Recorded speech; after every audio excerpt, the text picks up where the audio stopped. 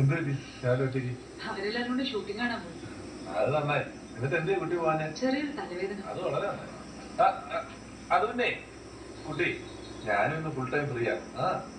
കുട്ടി ഒരു കുട്ടിയുടെ അമ്മയാണെങ്കിലും ഞാൻ കുട്ടിയെ കുട്ടീന്ന് വിളിക്കും. വിരോധമൊന്നുമില്ല. ഇത് കേറാൻ പറ്റും. പറ്റുമോന്നോ?